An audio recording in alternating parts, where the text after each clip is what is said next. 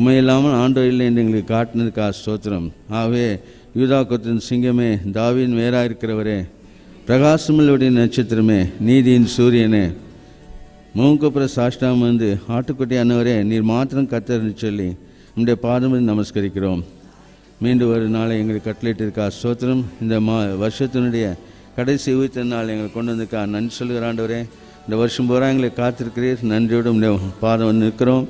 நீரை ஆசிரிக்கிற தேவனாக்கு நன்றி சொல்லி ஆராதிக்கிறோம். எத்தனையோ பிரச்சனை இருந்தாலும், கொரோனா இருந்தாலும் எங்களை நீ தயவாய் கவனித்து தகப்பனே எங்களை காப்பாற்றி இந்த நாளிலே சுகபத்திரமாக காணும்படியாக எங்களுக்கு கொடுத்த கிருபைக்காக நன்றி சொல்லி ஆராதிக்கிறோம். இந்த ஆண்டு ஆராதனை நம்முடைய கரங்களை பிடிக்கிறோம். நம்முடைய பிரசனத்தால் நிறைத்துக்கொள்ளும், சக்கினாமையை மூடிக்கொள்ளும், ரத்தம் தெருப்புகளாக கொண்டு வரும். நீரே எங்கள் மத்தியில் பிரசனாக இருக்கிறதுனாலே நாங்கள் என்ன அதிகமாக சந்தோஷத்தோடு ஆராதிக்கத்தக்கதாக எங்களுக்கு நீ கிருபை தந்து ஆசீர்வதிக்க வேண்டுமா எங்களுடைய கரங்களை பிடிக்கிறோம். ஆண்டவரே, எங்களுடைய வார்த்தைகளுக்காக ஜெபிக்கிறோம். ஆராதனை செய்திக்காக, முக்கிய செய்திக்காக ஜெபிக்கிறோம். நீரை இருந்து வழிநடத்தி ஆசீர்வதியும். எல்லாவற்றுக்கும் உண்மையை நம்பியிருக்கிறோம். உண்மையெல்லாம் ஒன்று செய்யக்கூடாது அறிந்திருக்கிறோம். ஆகவே ஆண்டவரே, உங்களுடைய பாதம் பண்ணி நமஸ்கரிக்கிறோம். ஆசீர்வதியும். பாடுகிற பாடலையும் ஆசீர்வதியும். நீரை பொறுப்பேடு ஆண்டவரே. நன்றி உள்ளவர்களாக நாங்கள் இருக்க எங்களுக்கு கட்டளையிடும். நீ செய்வ நம்பிக்கையாக்குறோம். வந்திருக்க நன்றி சொல்கிறோம். வரவேற்று சீக்கிரமாக கொண்டு வரும். சீக்கிரமாக வருகின்ற ரகசியத்தை கற்றுத்தாரும். 1 மணி நேரம் 1.25 மணி நேரம் மாத்திரம் இருக்கிறது ஆண்டவரே. லேட்டாக வந்து அதில் பங்கெடுக்காதபடி இருக்கும்போது எவ்வளோ பயங்கரம். அதை ஒவ்வொருத்தருக்கும் ஞாபகப்படுத்தி சீக்கிரமாக 9 மணிக்கு முன்பாக வரத்தக்கதாக நீ கட்டளையிட வேணுமா கெஞ்சுகிறோம். நீரை அவர்களை துரிதப்படுத்தும் பிரயாண இயக்கத்தை கட்டளையிடும். செய்வ நம்பிக்கை நோக்கி பார்க்கிறோம். மின்சாரமும் ஆண்டவரே, இந்த ஆன்லைன் காரியங்கள் எதுவுமே எந்த தொந்தரவும் இல்லாதபடிக்கு நீ காத்து ஆசீர்வதியும். பெரிய காரியம் செய்ய வேண்டுமாய் எங்களை முற்றுமாக ஒப்புக்கொடுத்தவர்களாக ஆண்டவருமா இயேசு நாமத்தில் ஸ்தோத்திரம் கொடுக்கிறோம் பிதாவே. இப்போ 2 பாடல் பாடப்படும். உங்களுக்கு அந்த பாடல்கள் தெரியுமா இருந்தால் நீங்களும் சத்தமாக சேர்ந்து பாடலாம். எந்த கண்மலையானவரே, என்னை காக்கும் தெய்வம் நீரே. எந்த கண்மலையானவரே, என்னை காக்கும் தெய்வம் நீரே. வல்லமை மாட்சிமை நிறைந்தவரே, மகிமைக்கு பாத்திரரே. வல்லமை மாட்சிமை நிறைந்தவரே, மகிமைக்கு பாத்திரரே. ஆராதனை உமக்கே, ஆராதனை உமக்கே, ஆராதனை உமக்கே, ஆராதனை உமக்கே, ஆராதனை உமக்கே, ஆராதனை உமக்கே, ஆராதனை உமக்கே, ஆராதனை உமக்கே. உந்தன் சிறகுகளின் நிழலில் என்றென்று மகிழ செய்தி. உந்தன் சிறகுகளின் நிழலில் என்றென்று மகிழ செய்தி. தூயவரே என் துணையாளரே, துதிக்கு பாத்திரரே. தூயவரே என் துணையாளரே, துதிக்கு பாத்திரரே. ஆராதனை உமக்கே, ஆராதனை உமக்கே, ஆராதனை உமக்கே, ஆராதனை உமக்கே, ஆராதனை உமக்கே, ஆராதனை உமக்கே, ஆராதனை உமக்கே, ஆராதனை உமக்கே. பலவீன நேரங்களில் கிருபை தந்தீரையா. இந்த பலவீன நேரங்களில் கிருபை தந்தீரையா. ஏசு ராஜா என் பலனானி, எதற்கும் பயமில்லையே. ஏசு ராஜா என் பலனானி, எதற்கும் பயமில்லையே. ஆராதனை உமக்கே, ஆராதனை உமக்கே, ஆராதனை உமக்கே, ஆராதனை உமக்கே, ஆராதனை உமக்கே, ஆராதனை உமக்கே, ஆராதனை உமக்கே, ஆராதனை உமக்கே. எந்த உயிருள்ள நாட்களெல்லாம் உம்மை புகழ்ந்து பாடிடுவே. எந்த உயிருள்ள நாட்களெல்லாம் உம்மை புகழ்ந்து பாடிடுவே. ராஜா நீ செய்த நன்மைகளை எண்ணியே துதித்திடுவே. ராஜா நீ செய்த நன்மைகளை எண்ணியே துதித்திடுவே. ஆராதனை உமக்கே, ஆராதனை உமக்கே, ஆராதனை உமக்கே, ஆராதனை உமக்கே, ஆராதனை உமக்கே, ஆராதனை உமக்கே, ஆராதனை உமக்கே, ஆராதனை உமக்கே. எந்தன் கண்மலையானவரே, என்னை காக்கும் தெய்வம் நீரே. எந்தன் கண்மலையானவரே, என்னை காக்கும் தெய்வம் நீரே. வல்லமை மாட்சிமை நிறைந்தவரே, மகிமைக்கு பாத்திரரே. அதனை உமக்கே, ஆராதனை உமக்கே.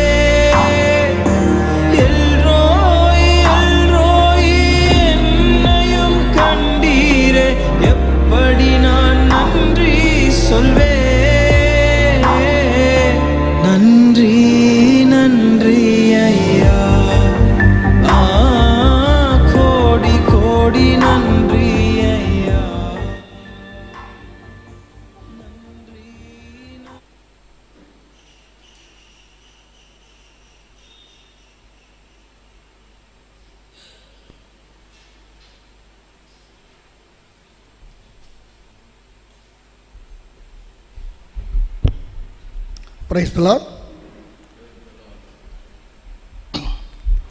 தேவன் தாமே இந்த 2020 ஆண்டின் கடைசி பரிசுத்த நாளை காணிச்சு நமக்கு பிரைஸ்லாக்கியதுக்கு நன்றி சொன்னவர்களாக நாமும் கூட தேவனுடைய வார்த்தையை சிறிது தியானித்து இந்த ஆராதனை கடந்து செல்வோம்.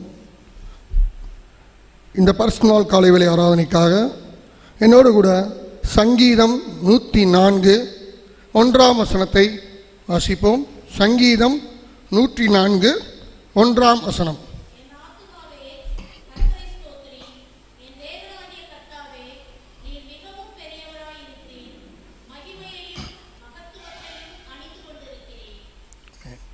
ஜெபம் செய்வோம். நேற்றும் இன்றும் என்றும் வராத அன்புள்ள ஆண்டவரே, மீண்டுமாக தேவன் தாமே இந்த பரிசுத்தலை காண செய்த மிகப்பெரிய மேலான கிருபைக்காக நன்றி ராஜா.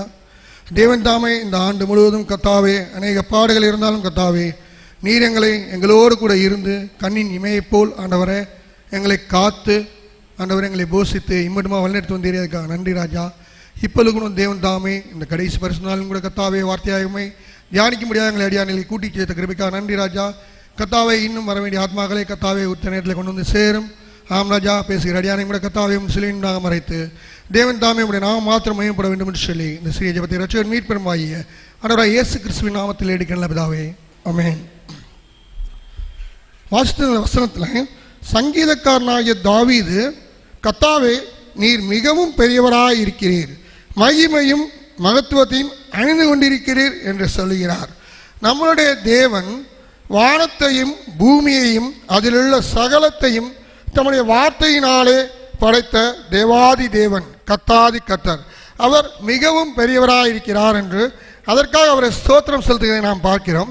நாமும் கூட தேவனுடைய மகிமையை சிறிது ஆராய்ந்து தியானத்துக்கு கடந்து செல்வோம். முதலாவதாக மத்தேயு 8ஆம் அதிகாரம் 2ஆம் வசனத்தை வாசிப்போம்.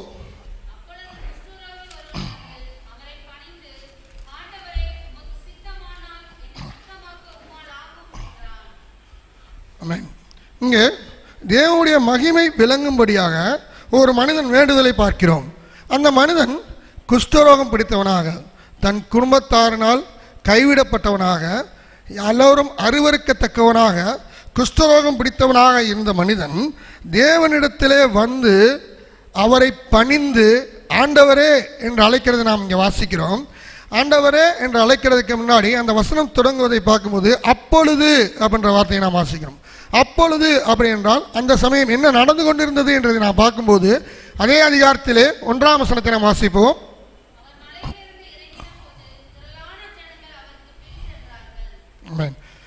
அவர் மலையிலிருந்து இறங்கின பொழுது, அப்ப மலையில் அமர்ந்து கொண்டு தேவன் அநேக மக்களுக்கு போதனைகளை சொல்லிக் கொண்டிருந்தார். அந்த போதனைகளை செய்து முடித்து அவர் மலையிலிருந்து இறங்கி வரும்போது திரளான ஜனங்கள் அவர்கள் பின்னால் வந்து கொண்டிருந்தனர்.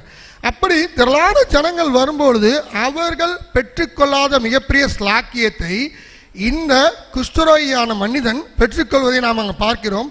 அவன் என்ன சொல்லி அதை பெற்றுக்கொள்கிறான்? ஆண்டவரே, அவர்தான் சகலத்தையும் சிருஷ்டித்தார், அவரை தவிர வேறு வழி இல்லை, அவரை தவிர தன்னை சுகப்படுத்த யாராலும் முடியாது என்று விசுவாசித்து அவரை வந்து பணிந்து ஆண்டவரே என்று அவரை நோக்கி விண்ணப்பமிடுகிறான்.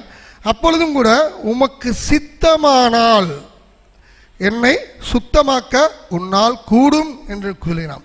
அவன் கேட்டது அவனை சொஸ்தப்படுத்தும்படியாக அல்ல, அவனை சுத்தப்படுத்தும்படியாக. தேவன் அவனுக்கு எந்த ஒரு மறு கேள்வியும் கேட்காமல் யாரும் தொட தகுதியற்ற, தொடாத, அருவருக்கத்தக்க அந்த குஷ்டரோகியை தனது கையை நீட்டி தொட்டு சுத்தப்படுத்துகிறார் என்று நம்ம அடுத்த வசனத்தில் வாசிக்கிறோம். நாமும் கூட பாவம் என்ற குஷ்டரோகம் பிடித்து தேவ மகிமை அற்றவர்களாய், தேவனுடைய வல்லமை இழந்தவர்களாய், அருவருக்கத்தக்கவர்களாய், புறக்கணிக்கப்பட்டவர்களாய் இருந்தபோது தேவன் தம்மேல் கொண்ட சித்தத்தினால், அவர் செய்த சித்தத்தினால், அவருடைய சித்தம் கொண்டு தன்னுடைய சொந்த பேரான ஒரே குமாரனை நமக்காக இந்த பூலோகத்தில் அனுப்பி அவருடைய சித்தம் விளங்கும்படியாக அவருடைய இரத்தத்தை கல்வார் சிலுவையிலே நமக்காக சிந்தி நம்மை பாவம் பிடித்த, பாவமாகிய குஷ்டரோகம் பிடித்த நம்மை அந்த பாவத்தில் இருந்து கழுவி மீட்டு கொண்டார். இப்படிப்பட்ட பெரிய தேவன், மகிமையும் மாட்சிமையுள்ள தேவனை நாம் அனுதினமும் நன்றி சொல்லி துதித்து ஆராதிக்க கடமையுள்ளவர்களாக இருக்கிறோம். இரண்டாவதாக நாம் பார்க்கும்போது அங்கே தானியேல் புஸ்தகம் 2ஆம் அதிகாரம் 21ஆம் வசனம்.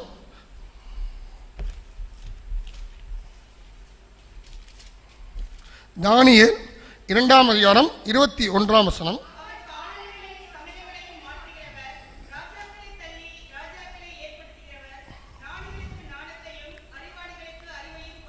ஆமென். அவர் காலங்களையும் சமயங்களையும் மாற்றுகிறவர், ராஜாக்களை தள்ளி ராஜாக்களை ஏற்படுத்துகிறவர் என்று தானியேல் அவர் ஆராதிப்பதாக இதில் நாம் வாசிக்கிறோம். எதனால் என்று பார்க்கும்போது ராஜாவாகிய நேபுகாத் நேச்சாருக்கு ஏற்பட்ட சொப்பனத்தை தேவன் அவனுக்கு வெளிப்படுத்தினால் அவன் இப்படி நான் தேவனை ஆராதிக்கிறதை நாம் பார்க்கிறோம். அவன் தேவனே அவருடைய சித்தத்தின்படி பூமியிலும் வானத்திலும் சகலமும் இம்மட்டும் அவருடைய சித்தத்தின்படிதான் நடந்து கொண்டு வருகிறது என்பதை விளங்கும்படியாக இதை நாம் சொல்வதை பார்க்கிறோம். ஆனால் நேபுகாத் நேச்சரோ தானியேல் 4ஆம் அதிகாரம் 30ஆம் வசனத்தில் வாசிப்போம்.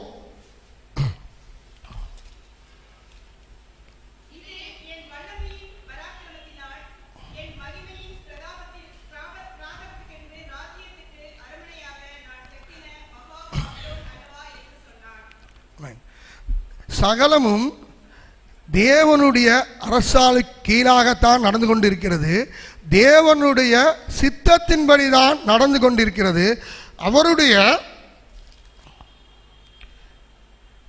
கர்த்தத்துவம் தான் நடந்து வர போகிறது, அது நித்திய கர்த்தத்துவமாக இருக்கிறது என்பதை மறந்து அவன் சொன்ன வார்த்தை என்ன என்றால், என்னுடைய பராக்கிரமத்தினால்தான் இந்த பாபிலோனை கெட்டினேன் என்று அவன் சொன்ன அடுத்த கணமே அவனுடைய ராஜ்யபாரம் அவனை விட்டு நீங்கிற்று என்று நாம் அடுத்த வசனத்தில் நாம் வாசிக்கிறோம். அவன் தேவனை மறந்து தான் வல்லமையுள்ளவன், தன்னுடைய வல்லமையிலாலும் பராக்கிரமத்தினாலும் தான் இந்த ராஜ்யத்தை கட்டினேன் என்று நினைத்தானே, அதனால் அவன் மனுஷருக்கு தள்ளப்பட்டான் என்று நம்ம வாசிக்கிறோம். ஆனால் அதே நேபுகாத் நேச்சர் பாபிலோனை கட்டிய ராஜா உண்மையை உணர்ந்தவனாய் தானியேல் 5ஆம் அதிகாரம் 35ஆம் வசனத்திலே வாசிக்கிறோம். அவன் செய்ததை தானியேல் 5ஆம் அதிகாரம் 35ஆம் வசனம் 35 சாரி தானியேல் 4ஆம் அதிகாரம் 35 மன்னிக்கவும்.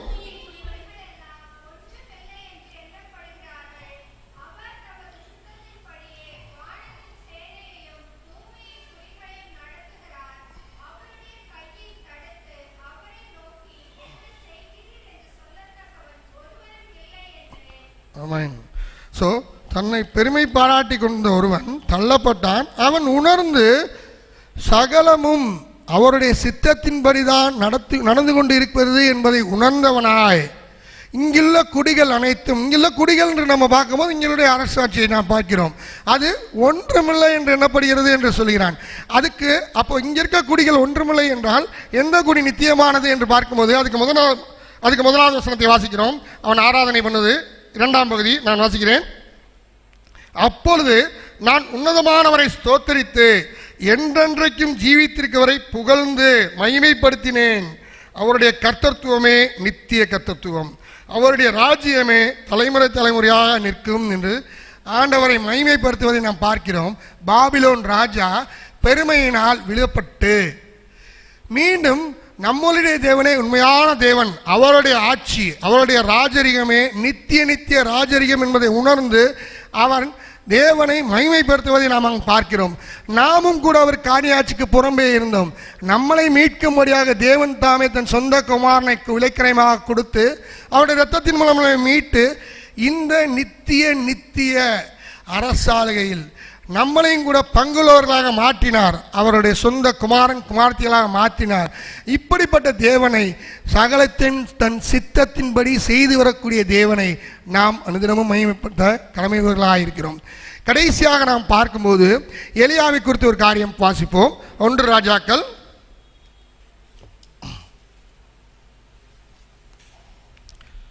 19ஆம் அதிகாரம் 4ஆம் வசனம்.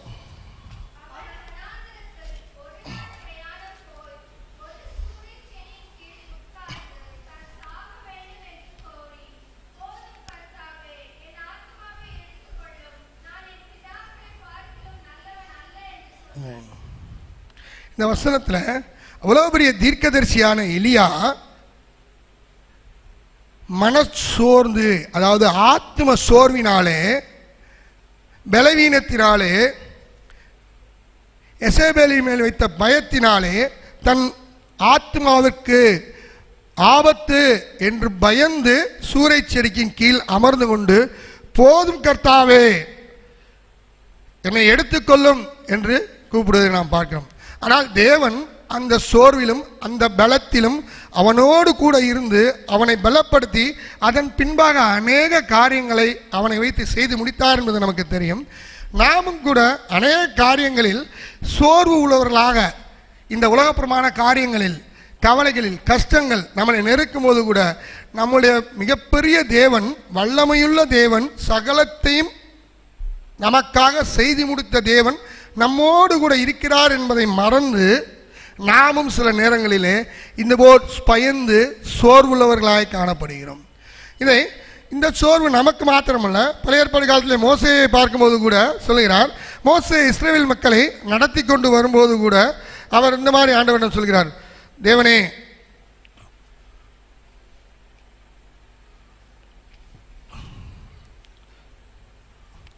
மோசே நடத்தி கொண்டு வரும்போது கூட சொல்கிறார், தேவனே ஏன் இந்த பாரத்தை எனக்கு சுமக்க வைத்தீர் என்று தேவனிடம் புலம்புவதை நாம் கேட்கிறோம். ஆம், அநேக மனிதர்கள், தேவனுடைய மனிதர்கள் கூட சில சந்தர்ப்ப சூழ்நிலைகளில் இந்த மாதிரி புலம்புவதை நாம் பார்க்கிறோம். ஆனால் தேவன் தாமே பெரியவராய் இருந்து சகலத்தையும் நேர்த்தியாய் அதனதன் காலங்களிலே செய்து முடிக்க வல்லவராய் இருக்கிறார் என்பதை நாம் அறிய வேண்டும். அதே போல்தான் எலியா, தேவன் தம்மை இதற்கு முன்பாக, அந்த எலியா அதுக்கு முன்னாடி 18ஆம் வசனம் நம்ம வாசிக்கும் போது நமக்கு நல்லாவே தெரியும். அதிகாரத்தில் வாசிக்கும் போது ஆகாப் எலியாவை கொல்ல தேடிக்கொண்டிருக்கிறான். அவன் முன்பாக அவன் தைரியம் உள்ளவனாக சென்று நின்றான். எதனால் என்று பார்க்கும்போது இஸ்ரவேலின் மக்கள் தேவனை மறந்தவர்களாக இருந்தார்கள். தேவனிடத்தில் இஸ்ரவேல் மக்களை மீண்டும் திரும்பும்படியாக அவனுடைய மனதில் வைராக்கியம் கொண்டு, அப்பொழுது அவனுடைய ஜீவனை குறித்து கூட அவனுக்கு பயம் இல்லை, கவலை இல்லை. அவனுடைய கவலை முழுவதும் இஸ்ரவேல் மக்களின் மேலும். உண்மையுள்ள தேவன், மெய்யான தேவன், ஆண்டவராகிய கர்த்தர் மாத்திரமே என்று அவர்கள் விளங்கும்படியாக, அவர்கள் மனதை தேவன் பக்கம் திருப்பும்படியாக ஆகாப்பிற்கு முன்பாக நின்றான். அது மாத்திரமல்ல, பாகாலின் 450 தீர்க்கதரிசிகளுக்கு முன்பாகவும் தைரியமாக நின்ற எலியா தேவன் வல்லமையினாலே அநேக அற்புதங்களை செய்து, நம்முடைய தேவனே பெரிய தேவன் என்று இஸ்ரவேல் மக்கள் அனைவரும் விளங்கும்படியாக, அங்கிருந்த மக்கள் அனைவரும் விளங்கும்படியாக அற்புதங்களை செய்த எலியா இன்று சூறை செடியின் கீழ் பயந்து, ஆண்டவரே என் ஆத்மாவை எடுத்துக்கொள்ளும் என்று சொல்கிறார். ஏன் இந்த பயம் எதனால் வந்தது? அவருடைய சொந்த பிராணன் போய்விடும் என்று எண்ணும் பொழுது. நாமும் கூட அப்படித்தான். நம்முடைய சொந்த பிரச்சனையை எண்ணும் போது நாம் தேவனை மறந்து, நம்முடைய தேவன் வல்லமையுள்ள தேவன், பெரியவர், மகிமை மாட்சிமை உள்ளவர் என்பதை மறந்து நம்முடைய சுய சிந்தையின்படி சிந்திக்க ஆரம்பித்து விடுகிறோம். எலியாவும் அப்படித்தான். ஆண்டவர் அவனோடு கூட இருந்த செய்த அற்புதத்தை மறந்தான். இதே தான் புதிய ஏற்பாட்டில் நம்ம பார்க்கும்போது அப்போஸ்தலனாகிய பேதுருவை பார்க்கிறோம். ஒரு காரியத்தில் வசிக்க வேண்டாம், இது நமக்கு அனைவருக்கும் தெரிந்த ஒரு காரியம். மிகப்பெரிய அலை மோதுகிறது, பெருங்காற்று வீசுகிறது. நடுஜாமத்தில் தேவன் தாமே கடலின் மேல் நடந்து படகண்டை வருகிறார். அதை பார்த்தவனே பேதுரு ஆண்டவரை மாத்திரம் கண்ணோக்கி பார்த்து, ஆண்டவரே இது நீரானால் நான் உம்மிடம் வர எனக்கு கட்டளையிடும் என்று சொல்கிறான். அடுத்த கணமே தேவன் வா அப்படி என்று சொன்ன உடனே அவன் வேறு எதையுமே சுற்றி பார்க்கவில்லை, தேவனை மாத்திரமே நோக்கி கொண்டு முன்னே வருகிறான். வரும்பொழுது அவன் தண்ணீரில் நடக்க ஆரம்பிக்கிறான். சற்று நிதானமாக நின்று சுற்றும் பார்க்கும்போது அவன் பீற்று வீசக்கூடிய பெருங்காற்றையும் தன்மேல் மோதக்கூடிய மிகப்பெரிய அலையும் பார்த்த உடனே தேவன் மேல் வைத்திருந்த கண்ணை எடுத்து சுற்றி பார்க்கும்போது பயந்து அங்கே தண்ணீரிலே அமிழ்கிறவராக இருக்கிறார். நாமும் கூட அப்படித்தான். தேவன் மேல் வைத்திருக்கிற விசுவாசத்திலிருந்து விலகும் போது நம்மை சுற்றி இருக்கக்கூடிய அனைத்து காரியங்களையும் சாத்தான் நம்ம மேல் ஈஸியாக திணித்து விட முடியும். நாமும் கூட தேவன் மகிமற்றவராக இல்லாமல் அனுதினமும் நம்மை மீட்டு கொண்ட தேவனை அவருடைய சொந்த இரத்தத்தின் மூலம் நம்மை கழுவி நம்முடைய பாவ குஷ்டத்திலிருந்து மீட்டுக்கொண்ட தேவனை, அவருடைய சித்தத்தின்படி இந்த நித்திய கர்த்தத்துவத்துக்குள் நம்மளை வழிநடத்த போகக்கூடிய தேவனை நாம் அனுதினம் ஆராய்க்க கடமையுள்ளவர்களாக இருக்கிறோம். கர்த்தர் தாமே இந்த வார்த்தையை ஆசீர்வதிப்பாராக. ஆமென்.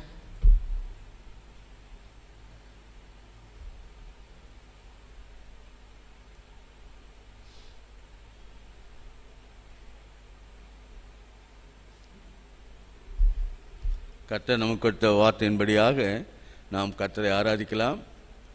5 சகோதரிகள் 5 சகோதரர்கள் சத்தமாக, மாஸ்க் அப்படியே இருக்கட்டும், எடுக்க வேண்டாம், யாரும் மாஸ்க் இல்லாமல் உள்ளே இருக்க வேண்டாம், தயவு செய்து கேட்டுக்கொள்கிறோம். உங்கள் நலனுக்காகவும் சொல்லுகிறோம், உங்களுக்கும் அது கெடுதி. ஆகவே தயவுசெய்து மாஸ்கோடு இருங்கள், மாஸ்கோடையே ஆராதியுங்கள். 5 சகோதரிகள் 5 சகோதரர்கள் இப்படியாக நாம் கர்த்தரை கேட்ட வசனப்படியாக ஆராதிக்கலாம்.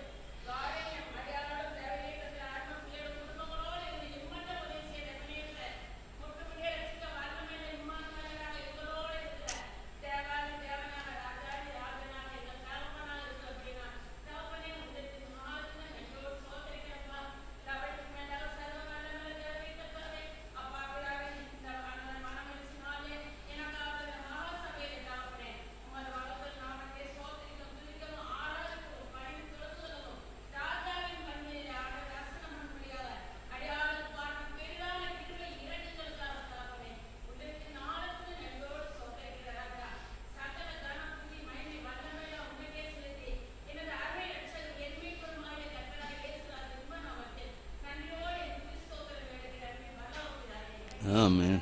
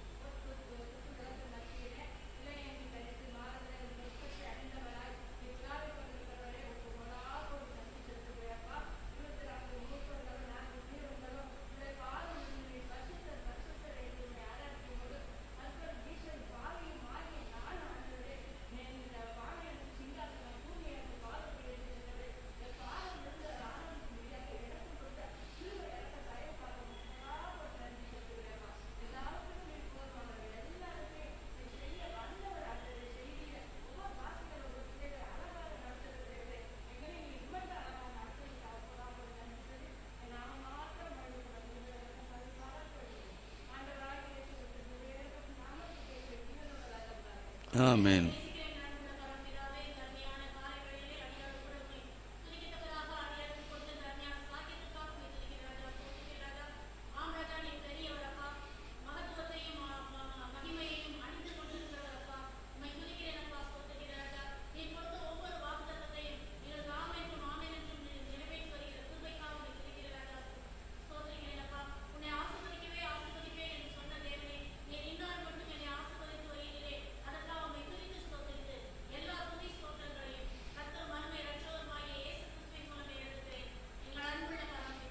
ஆமென்.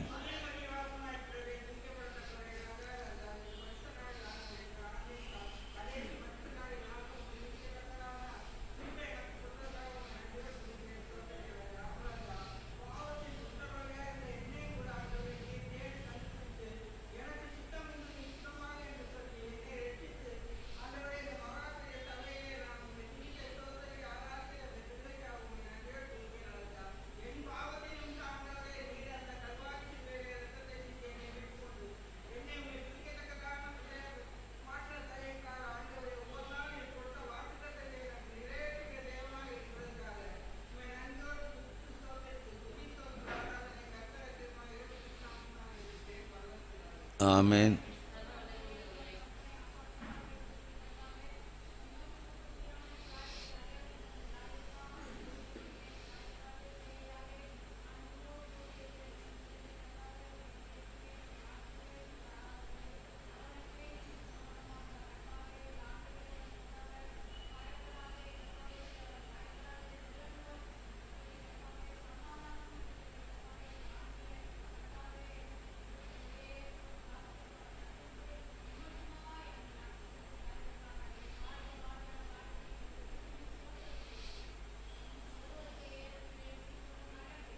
ஆமென்.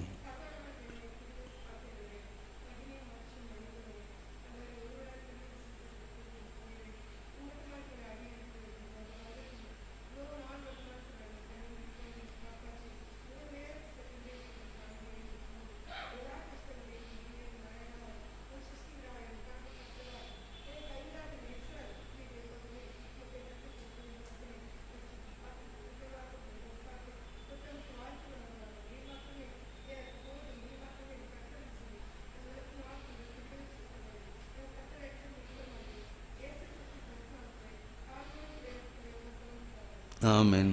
சகோதரர்கள்,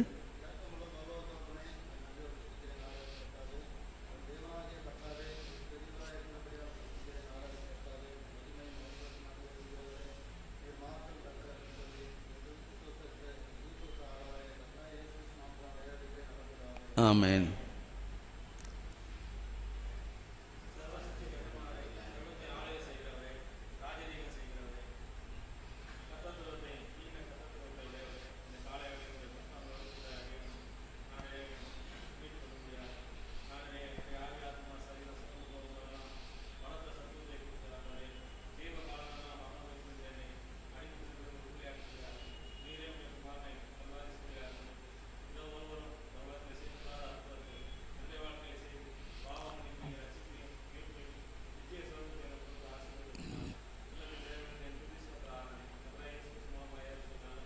ஆமென்.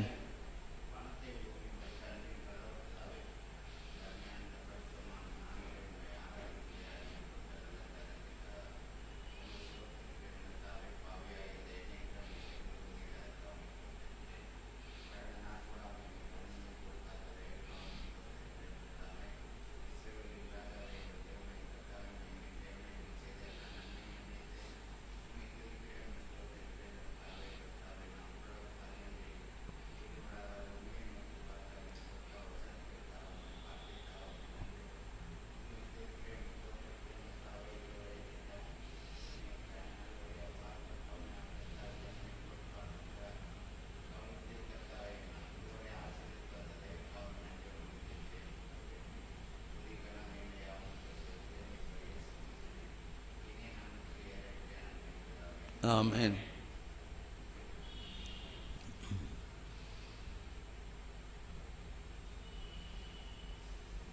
நேரம் வீணாக்க வேண்டாம்.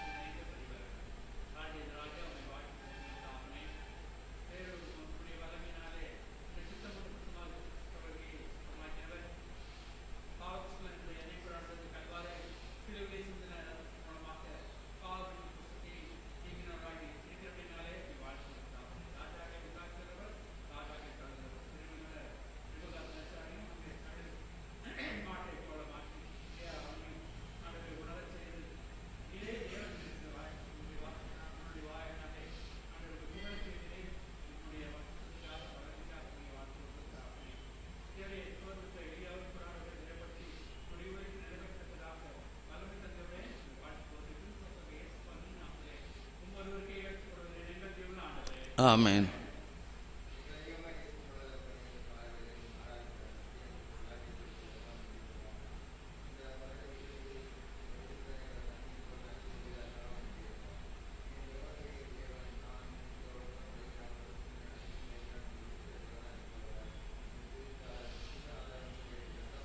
ஆமென்.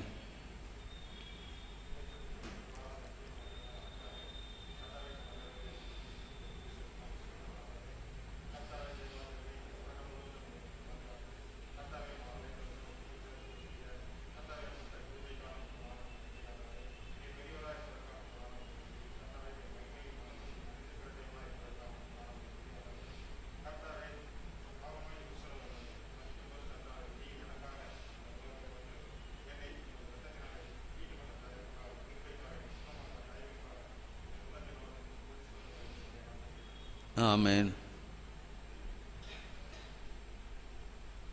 துதிக்கு பாத்திரரே, துதியின் மத்தியில் வாசம் நல்ல தகப்பனே, இந்த பொற்பாதம் பண்ணி நமஸ்கரிக்கிறோம்.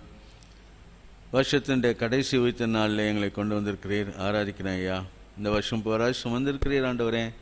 எவ்வளவுதான் நான் குறைபாடு உணவாக இருந்தாலும் தகப்பனே, இந்த பெரிய ஆண்டவர் என்னையும் கூட குஷ்ரோகத்தால் நிறைந்தவனை ஒரு நாள் சுத்தம் பண்ணி உம்முடைய பிள்ளையாய் மாற்றிக்கொண்டு உண்மையை வளரச் செய்த தேவன் இந்த நாளிலே கூட அடியானை பொறுத்தவராக இந்த கடைசி உயிர்த்த நாளையும் காணும்படியாக கொடுத்த கிருபைக்கு நான் சொல்லி ஆராதிக்கிறேன். ராஜாக்களை ஏற்படுத்தி ராஜாக்களை தள்ளுகிறவர் நீர், அவ்வளோ வல்லமை உள்ளவர் நீர், மகா பெரிய வல்லமை உள்ளவர் என்பதை இந்த நாள் எங்களை ஞாபகப்படுத்தினீர். உங்களுடைய கர்த்தத்துவம் நீங்காத நித்திய கர்த்தத்துவம் என்பதை எங்களை ஞாபகப்படுத்தி இந்த நித்திய கர்த்தத்துவத்திலே மாத்திரம் ஆண்டவரே எங்களை இந்த நாளில் வளர்த்து வரப்போகிற உலகத்திலும் நித்திய கர்த்தத்தில் எங்களை வாழ வைக்க போகிற தேவனாக இருக்கிறக்கா நன்றி சொல்லி ஆண்டவன் இப்போ இயேசு நாமத்தை ஸ்தோத்திரங்களை எடுக்கிறேன் பிதாவே. இப்போ ஒரு பாடல் இருக்குது, ஆங்கில பாடல்.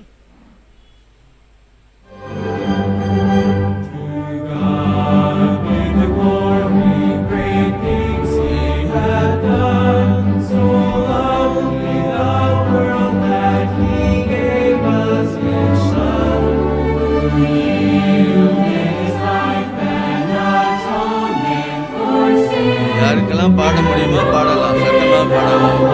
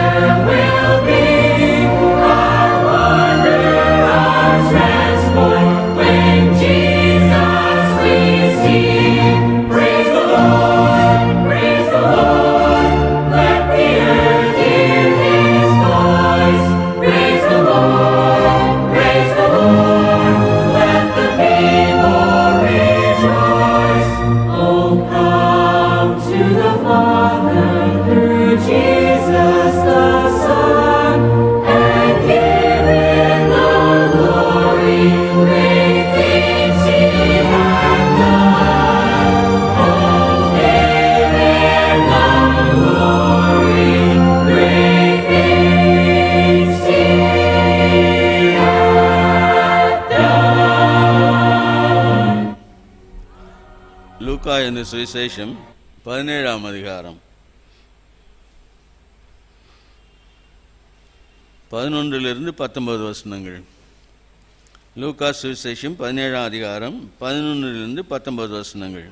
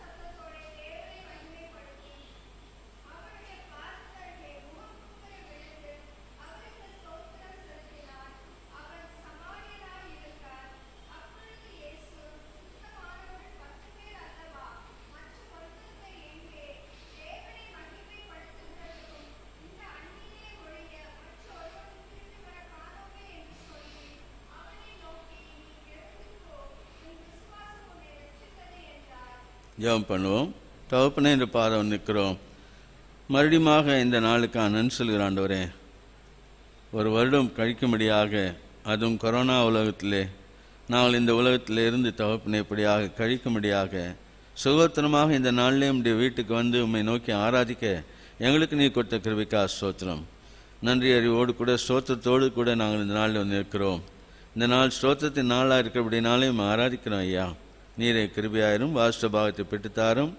என்ன நாங்கள் சிந்திக்க வேண்டுமோ ஆண்டவரே, அதை நீ எங்களுக்கு காட்டி அதை இன்னும் அதிகமாக தியானிக்கத்தக்கதாக எங்களுக்கு கட்டளையிடும். நீ பெரிய காரியம் செய்ய நம்பிக்கையோடு ஆண்டவர் இயேசு நாமத்தில் ஸ்தோத்திரங்களை எடுக்கிறோம் பிதாவே.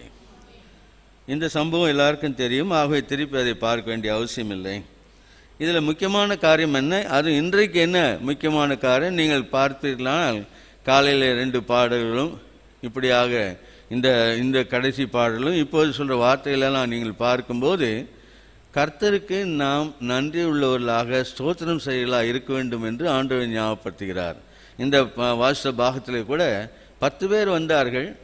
அந்த 10 பேரும் சுகமானார்கள். ஆனால் ஆண்டோட வந்தது யார்? ஒருவன் மாத்திரம். அவன் பற்றி என்ன சொல்லுகிறார்? சமாரியன் என்று சொல்லப்படுகிறது. யூதருக்கும் சமாரியருக்கும் நிறைய வித்தியாசம் அந்த நாளில் காட்டப்பட்டது. ஆனாலும் இப்போது பார்க்கும்போது இந்த சமாரியன் மாத்திரம் வந்து அங்கே சொல்லும்போது ஆண்டவர் கேட்கிறார், சுத்தமானவர்கள் 10 பேர் அல்லவா, மற்ற 9 பேர் எங்கே?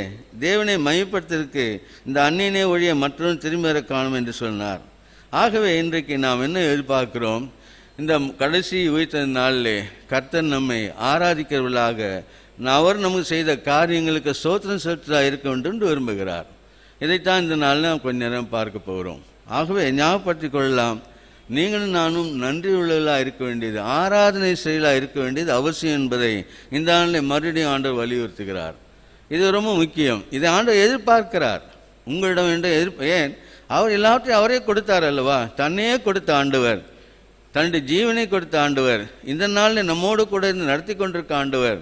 ஆகவே நீங்கள் நானும் அந்த ஆராதனை கொடுக்கறதுக்கு, அந்த ஆண்டவர் ஸ்தோத்திரம் நன்றி எறிதல் செலுத்துவதற்கு நாம் கடனாளிகளாக இருக்க என்பதை ஞாபகப்படுத்திக் கொள்ளலாம். ஆகவே இன்றைக்கு வாசிக்கும்போது சில காரியங்கள் மட்டும் 1-2 அவசரமாக ரொம்ப விளக்கமாக பார்க்க போவதில்லை. ஆகவே யாருக்கு இப்படியாக நாம் செய்ய வேண்டும் என்பதை பார்க்கும்போது முதலாவதாக பிதாவாய தேவனுக்கு நாம் நன்றி சொல்ல ஸ்தோத்திரம் செலுத்தலாக இருக்க வேண்டும் என்று பார்க்கிறோம். கொலோசியர் 3ஆம் அதிகாரம் 17ஆம் வசனம். கொலோசியர் 3ஆம் அதிகாரம் 17ஆம் வசனம்.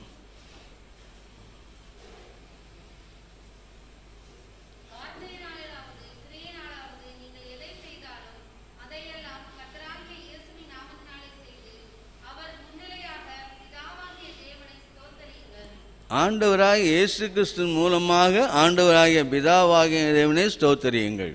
இது நமக்கு அவசியம். இன்றைக்கு அதான் ஆண்டவர் ஞாபகப்படுத்துகிறார். நாம் எப்படிப்பட்டவர்களாக இருக்க வேண்டும்? ஆண்டவராகிய இயேசு கிறிஸ்து மூலமாக ஆண்டவராகிய பிதாவாகிய தேவனுக்கு நாம் நன்றி உள்ளதாக இருக்க வேண்டியது அவசியமாக இருக்குது. இன்னொரு வசனம் கூட பார்க்கும்போது எபிரேயர் 13ஆம் அதிகாரம் 15ஆம் வசனம். எபிரேயர் 13:15.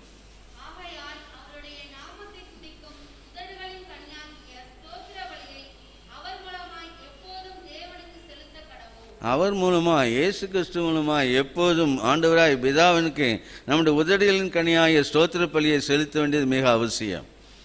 இதைத்தான் இன்றைக்கு ஆண்டவர் வலியுறுத்துகிறார். அதைத்தான் நாம் செய்கிறோம். ஒவ்வொரு வாரமும் இப்படியாக ரொம்ப நாள் செஞ்சு இப்போ செய்யலை, இப்போ திரும்பி ஆரம்பிச்சிருக்கோம். நம்முடைய உதடுகளின் ஸ்தோத்திர பலியாகிய அந்த ஆராதனையை ஆண்டவராய் இயேசு கிறிஸ்து மூலமாக ஆண்டவராய் பிதாவுக்கு செலுத்த வேண்டியது அவசியம் என்று ஞாபகப்படுத்தப்படுகிறோம். அதே சமயத்தில் ஆண்டவராக இயேசு கிறிஸ்துக்கு செய்ய வேண்டியிருக்கிறது. 1 தீமோத்தேயு 1ஆம் அதிகாரம் 12ஆம் வசனம். 1 தீமோத்தேயு 1ஆம் அதிகாரம் 12ஆம் வசனம்.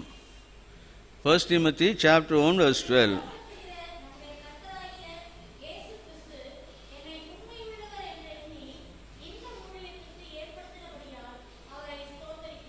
ஆக என்னுடைய ஆண்டவராக இயேசு கிறிஸ்து என்னை உண்மை என்று எண்ணி இப்படியாக என்னை செய்திருக்கபடினாலே நான் அவரை ஸ்தோத்தரிக்கிறேன்.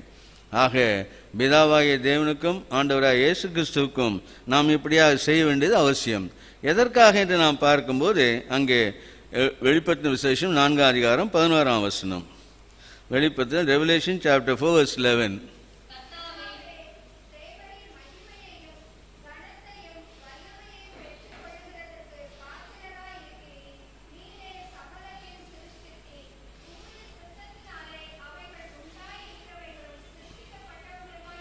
நீரே சகலத்தையும் சிருஷ்டித்தீர், எல்லாம் உம்மால உண்டாக்கப்பட்டிருக்கிறதுன்னு பார்க்கிறோம். ஆதியாகமம் 1ஆம் அதிகாரத்தில் நாம் பார்க்கிறோம்.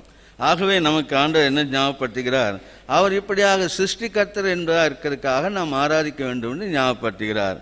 அதே சமயத்தில் வெளிப்படுத்தின விஷயம் 7ஆம் அதிகாரம் 11-12 வசனங்கள். வெளிப்படுத்தல்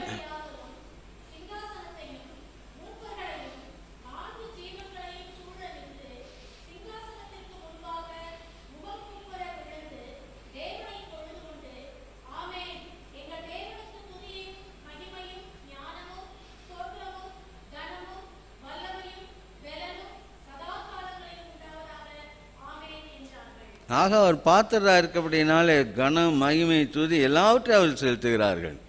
அந்த 7ஆம் அதிகாரத்தில் பார்க்கும்போது குருத்தோலை பிடித்து கொண்டு வெற்றி உள்ளவர்களாய் அங்கே ஆண்டவரை அவரோடு கூட சென்று அப்படியாக ஆராதிக்கிற ஜனங்களை நாம் பார்க்கிறோம். ஆகவே அவர் பாத்திரராக இருக்கிறதுக்காக நாம் ஸ்தோத்திரிக்க வேண்டும். அதே சமயத்தில் வெளிப்படுத்தல் 11ஆம் அதிகாரம் 16-17 வசனங்கள்.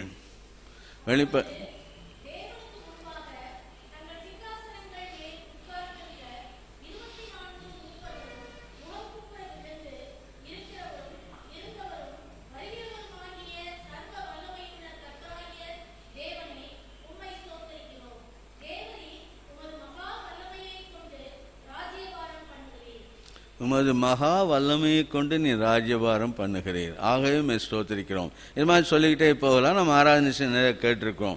ஆகவே அவர் என்னவா இருக்கிறாரோ அதற்காக நாம் ஆராதிக்க வேண்டிய அவசியம். இங்கே ஆண்டவர் வீட்டில் மாத்திரமில்லை, வீட்டிலே கூட நம்ம வேதத்தை வாசிக்கும் போது, நாம் குடும்பமாக இருக்கும்போது அவர் இப்படியாக ஆண்டவரே நீர் இவ்வளவாக இருக்கிறீர், நீர் இப்படியாக பாத்திரராக இருக்கிறீர், ஆகவே நாங்கள் நம்ம ஸ்தோத்திரிக்கிறோம்னு சொல்லி நாம் அவரை ஆராதிக்க வேண்டியது அவசியமாக இருக்கிறது. இப்போது எதற்காக நாம் ஆராதிக்க வேண்டும் கொஞ்சமாக பார்க்கலாம். முதலாவதாக நமக்கு ஆவிக்குரிய ஆசீர்வாதங்களை அவர் நிறைய கொடுத்திருக்கிறார். நிறைய கொடுத்திருக்கிறார். முக்கியமாக பார்க்கும்போது உங்களை நீ ரட்சித்ததே அவர் ஆவிக்குரிய அந்த ஆசீர்வாதம் தான். நீங்கள் நானும் இன்னைக்கு காலையில் கேட்டபடியாக மத்திய 8ஆம் அதிகாரத்தில் கேட்டவர், நீங்கள் நானும் குஷ்ரோகிகள், ஒன்றுக்கும் உதவாதவர்கள், யாரும் தொடமாட்டாங்க. அங்கே லேவியராகமத்தில் வாசிக்கும்போது இந்த 13-14 அதிகாரத்தில் வாசிக்கும்போது 13 அவன் சொல்லுது, அவங்க இப்படியாக ஒரு ஊர்லேருந்து அந்த ஊருக்குள்ளே அவங்க போகணுன்னா என்ன செய்யணுமா? அவங்க தீட்டுன்னு கத்திக்கொண்டு ஓடணுமா, நிற்கக்கூட கூடாது. அப்படி நின்னாங்கன்னா என்ன செய்வாங்களாம்? கல்லரிச்சு கொண்டுடுவாங்களாம். அவ்வளோ ஒரு பயங்கரமான வியாதி அந்த காலத்தில். அது அந்த சமயத்தில் தான் ஆண்டவர் இப்படியாக வந்து அந்த குஷ்டரோகத்தை அவனை நீக்கினதுனாலே அவன் இப்படியாக ஆண்டவரை ஆராய்த்தான் நாம் பார்க்கிறோம். ஆகவே நமக்கு ஆவிக்குரிய ஆசீர்வாதங்கள் அதிகமாக பொழிந்திருக்கிறார். 1-2 வார்த்தைன்னு பார்க்கலாம். வெளிப்படுத்தின விசேஷம் 5ஆம் அதிகாரம் 9-10 வசனங்கள்.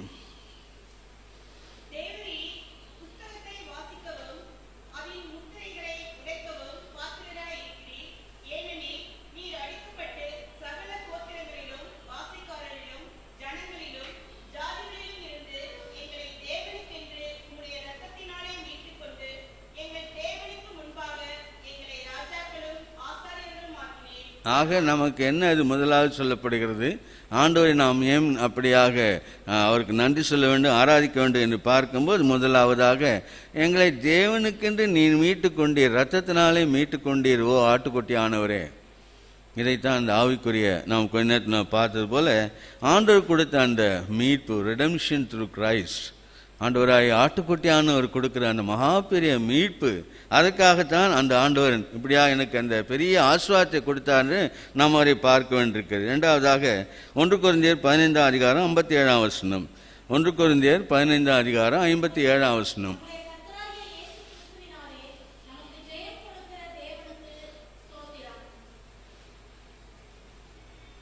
ஆக இங்கே நம்ம என்ன நாம் பார்க்கிறோம்? ஆண்டவர் நமக்கு ஜெயம் கொடுக்கிறார். எதிலிருந்து ஜெயம் கொடுக்கிறார்? பாவத்திலிருந்து, மாம்சத்திலிருந்து, உலகத்திலிருந்து, இந்த உணர்வுகளிலிருந்து ஆண்டவர் நமக்கு ஜெயம் கொடுக்கிறார். நாம் வெற்றிகளாக இருக்க வேண்டியது அவசியம்.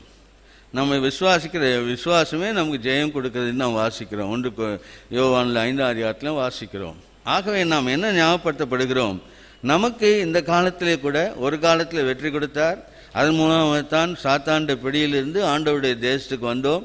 இந்த நாளில் கூட பாவத்தில் இருக்கிற நமக்கு ஒரு விடுதலை கொடுக்கிறார். வெற்றி ஓவர் சின், பாவத்தின் மேல் வெற்றி கொடுக்கிறார். அவர் உள்ளே இருந்தாரானால் நமக்கு நிச்சயம் வெற்றி உண்டு. இதைத்தான் அவர் ஞாபகப்படுத்துகிறார். அதே போல் அவர் மரணத்தின் மேலும் சாத்தானின் மேலும் அதே சமயத்தில் அவன் கொடுக்குற எல்லாவற்றின் மேலும் ஆண்டவர் நமக்கு என்ன கொடுக்கிறார்? ஜெயம் கொடுக்கிறார், வெற்றி கொடுக்கிறார். அதுதான் அவர் கொடுக்குற ஆசீர்வாதம், ஆவிக்குரிய ஆசீர்வாதம். உலகத்தில் இருக்கிறவர்களுக்கு அது இல்லை. அவங்க திருப்பி திருப்பி பாவம் செய்து கொண்டே இருக்கிறார்கள். அவர்களுக்கு அதை பற்றி கவலை இல்லை. அந்த பாவத்தை பற்றி அவர்கள் பெருசாக கூட பேசிக்கொள்கிறார்கள். நான் இப்படிப்பட்டவன், நான் அப்படிப்பட்டவன் என்று சொல்லி அவர்களை பெருமை பாராட்டுகிறார்கள். ஆனால் நமக்கு அது வேதத்தின் மூலமாக கற்பித்தது என்ன? அது பாவம், அது செய்யக்கூடாது. அப்படி இருக்கிறதுக்கு மேலே நமக்கு ஆண்டவர் வெற்றி கொடுக்கிறார். ஆகவே தான் அந்த ஆவிக்குரிய ஆசீர்வாதத்துக்காக ஆண்டவரை நாம் ஆராதிக்க வேண்டும். இன்றைக்கி முக்கியமாக இந்த தேங்க்ஸ் கிவிங் பற்றி நாம் பார்த்து கொண்டிருக்கிறோம். ஏன் அவருக்கு நன்றி சொல்ல வேண்டும், ஏன் அவர் ஆராதி கொடுக்க வேண்டும் என்று நாம் பார்த்து கொண்டிருக்கிறோம். ஆகவே கடைசி நாளாக இருக்கிறபடினாலே, கடைசி ஞாயிற்றுக்கிழமையாக இருக்கிறபடினாலே நாம் அவருக்கு ஆராதனை செலுத்த முக்கியமாக இருக்கிறபடினால் செய்து கொடுக்கிறோம். மூன்றாவதாக பார்க்கும்போது மத்தேயு சுவிசேஷம் 11ஆம் அதிகாரம் 25ஆம் வசனம். மத்தேயு 11:25.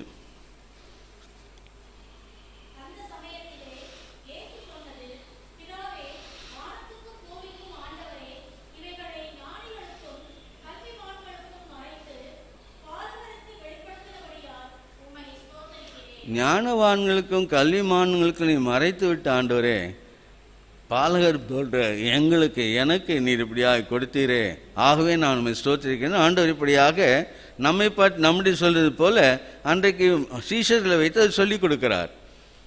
ஆகவே ஞானிகளுக்கு கொடுக்கவில்லை. உலகத்தில் எத்தனை ஞானிகள் உண்டு, அவர்கள் இன்னும் பெரிய பெரிய ஞானம், பெரிய காரியங்கள்லாம் செய்கிறார்கள். நம்ம நாட்டிலே கூட இப்போ பார்த்தீங்கன்னா ஸ்பேஸில் அந்த சிவன் அவங்கெல்லாம் என்ன செய்கிறாங்க, ரொம்ப அழகாக அவர்கள் நன்றாக சிந்தித்து அந்த விஞ்ஞானத்தின் மூலமாக அப்படியாக சேட்டலைட்ஸ் விட்டு எவ்வளோலாம் செய்கிறார்கள். எவ்வளோ ஞானவான்கள்.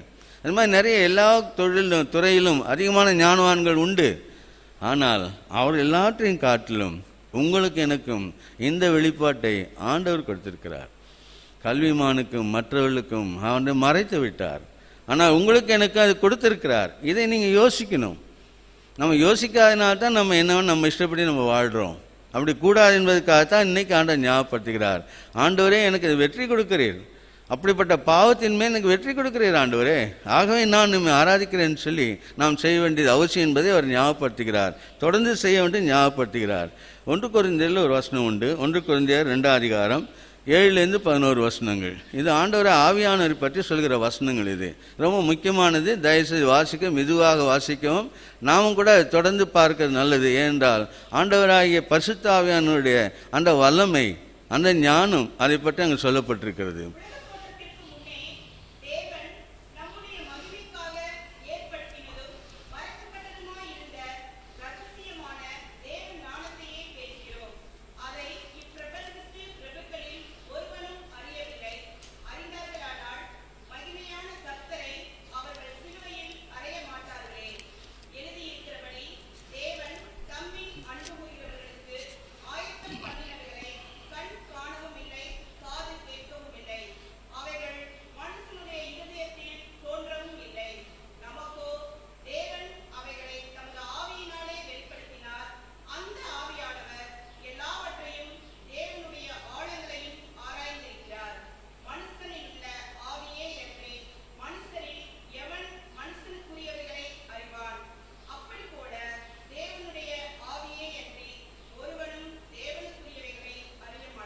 ஆக தெளிவாக வாசித்த போது கேட்டிருப்பீர்கள், ஞாபகப்படுத்திக்கலாம்.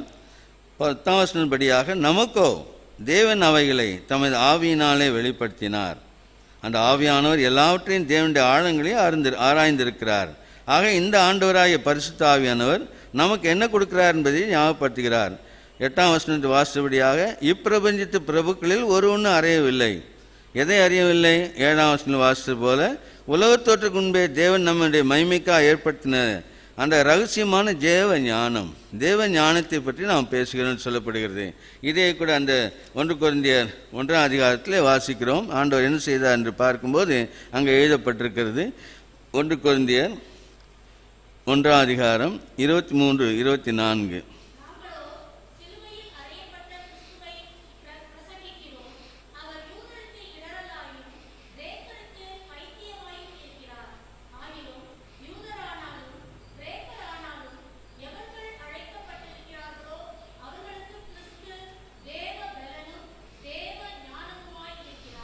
சிலுவையில் அறையப்பட்ட இயேசு கிறிஸ்துவை பற்றி மாத்திரம் நமக்கு போதிக்கும்படியாக என்று கிருபை கொடுக்கிறார் என்று அப்போஸ்தலனாகிய பவுல் சொல்லுகிறார்.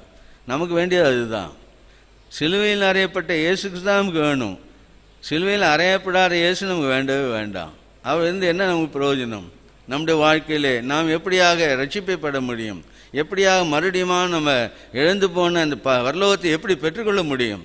ஆகவே இங்கே சொல்லப்பட்டபடியாக சிலுவையில் அறையப்பட்ட இயேசு என்ன செய்கிறார்? அங்கே எழுதியிருக்கிறது பின்னாலே 24வது வசனம் பின்பாக, அவர்களுக்கு கிறிஸ்து தேவ பலனும் தேவ ஞானமுமாக இருக்கிறார்.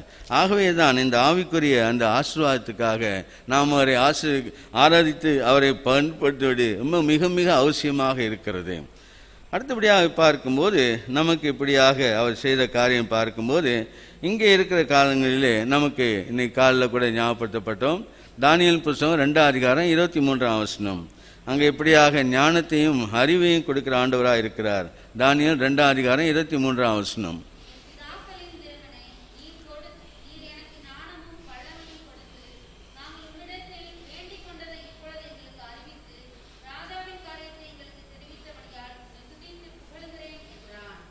அங்கே என்ன நமக்கு தெரியும்? அது அந்த சந்தர்ப்பம் என்னன்னு நமக்கு தெரியும். ராஜாவுக்கு ஒரு பெரிய கனவு வந்து விட்டது. அந்த கனவு அவருக்கு மறந்து போய்விட்டது. அதை சொல்லும்படியாக எல்லா ஞானிகள்கிட்ட கேட்கிறார்.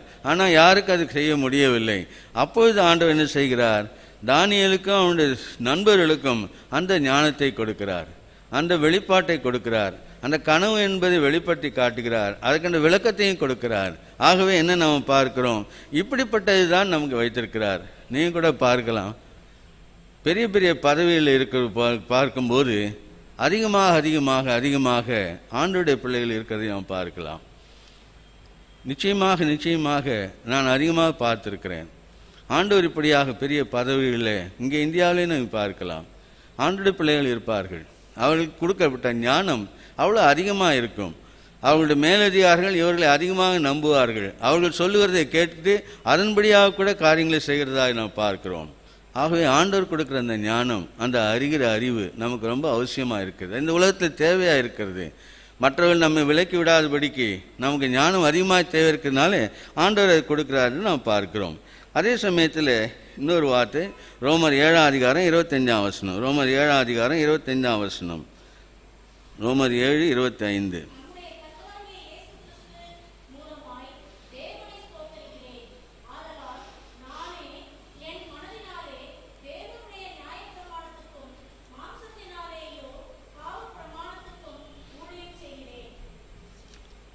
ஆக அங்கே விடுதலை என்னன்னு அடுத்த வசனம்.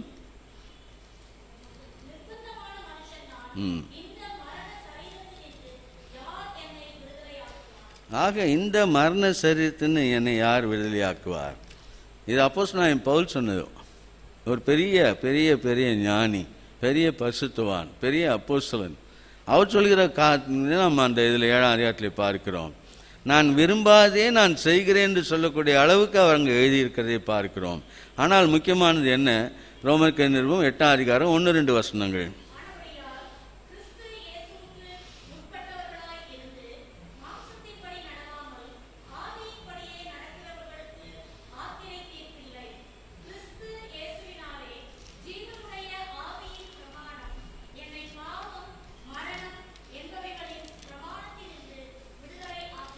பாவம் மரணம் என்ற பிரமாணத்திலிருந்து என்னை அது விடுதலையாக்கிற்று. இது ஆண்டவராக இயேசு கிறிஸ்து கொடுக்குற அந்த பெரிய பாக்கியம். அவர் கொடுக்குற அந்த ஞானம் என்னை இப்படியா என்ன செய்கிறது? அப்படிப்பட்ட அந்த சரீரத்தில், இந்த மாம்ச சரீரத்திலிருந்து ஆண்டவர் நம்மை விடுவிக்கிறார். ஆண்டவர் விடுவிக்கிறதுனாலே நாம் இந்த உலகத்திலே பரிசுத்தமாக வாழ்கிறோம். இங்கே எதுக்காக ஞாயிற்றுக்கிழமை வந்து இந்த மேஜையிலே பங்கெடுக்கிறோம்? நான் எப்படியா வாழ்ந்து கொண்டிருக்கிறேன்? நான் வாழ்வது சரியா இல்லையா? அதை நான் திருத்திக் கொள்ள வேண்டுமா இல்லையா? ஆண்டோட வார்த்தை சொல்லுகிறது. நாம் கேட்கிறோம், நீங்களும் படிக்கிறீர்கள், இங்கே ஆண்டோட வார்த்தையை சொல்லிக் கொடுக்கிறது. ஆக நாம் எப்படியா இருக்கிறோம்னு யோசித்து அப்புறம் சிந்தித்து அப்புறம் தான் இதில் மேஜையிலே பங்கெடுக்கிறோம். திருப்பியும் பழைய நிலையிலே இருந்து பழைய நிலை எடுக்கிறதுனால பிரயோஜனம் இல்லை. ஆண்டவர் அங்கே எழுதி வைத்திருக்கிறார். ஆகவே இன்றைக்கு ஆண்டவர் சொல்கிறபடியாக இந்த பாவ சரீரத்தை நமக்கு விடுதலை வேண்டும் என்பதை ஞாபகப்படுத்தப்படுகிறோம். 1 கொரிந்தியர் 15ஆம் அதிகாரம் 55, 56, 57. 1 கொரிந்தியர் 15ஆம் அதிகாரம், 1 Corinthians chapter 15. மரணம் 55.